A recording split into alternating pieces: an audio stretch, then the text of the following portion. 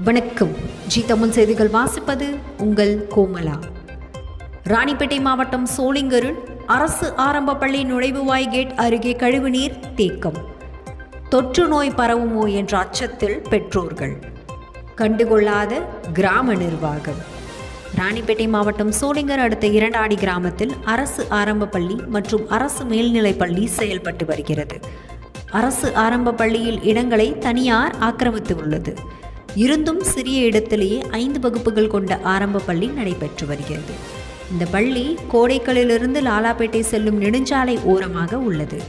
இரண்டாடி கிராமத்தில் உள்ள அனைத்து கழிவுநீர் கால்வாயும் நீரும் இந்த பள்ளியின் அருகே வந்து தேங்குகிறது. இந்த கழிவுநீர் செல்வதற்கு வழி இல்லாத காரணத்தினால் அனைத்து நேரமும் பள்ளியின் வாசல் அருகே நீர் தேங்கியுள்ளது. மழை அதிகமான காலங்களில் இந்த பள்ளியின் அருகே அதிக அளவில் கழிவுநீர் தேங்கி துர்நாற்றம் வீசுகிறது.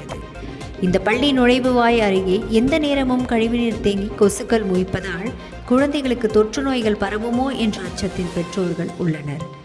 குறிப்பாக தற்பொழுது மர்ம காய்ச்சல் அதிகமாக பரவி வருவதால் இந்த கழிவுநீர் செல்வதற்கு கிராம நிர்வாகம் உடனடியாக பாதை அமைத்து அங்கு கழிவுநீர் தேங்காமல் செல்வதற்கு உரிய முயற்சி எடுக்க வேண்டும் என்று பெற்றோர்களும் சமூக ஆர்வலர்களும் கோரிக்கை வைக்கின்றனர். என்னோட பேர் ராணி. நான் ரெண்டாடி கிராமத்துலேருந்து பேசுகிறேன். நீங்கள் இங்கே பார்க்குற தண்ணி மழைநீர் தண்ணி கிடையாது, கால்வாய் தண்ணி தான். இந்த ஊரில் யூஸ் பண்ணுற எல்லாரோட கழிவுநீர் தண்ணியும் இங்கே தான் தேங்கி நிற்குது. நான் இங்கே பக்கத்தில் தான் கடை வச்சுருக்கேன். இந்த தண்ணி ரொம்ப நாளாகவே இங்கே தான் தேங்கி நிற்குது. பக்கத்தில் கவர்மெண்ட் ப்ரைமரி ஸ்கூலில் இருக்குது. 1ஆவதுலேருந்து 5ஆவது வரைக்கும் சின்ன பசங்கள்லாம் இங்கே தான் படிக்கிறாங்க. அவங்க அந்த தண்ணியில் மழை தண்ணி நினச்சி இந்த தண்ணியில் கால்வாய் தண்ணியில் தான் விளையாடுறாங்க.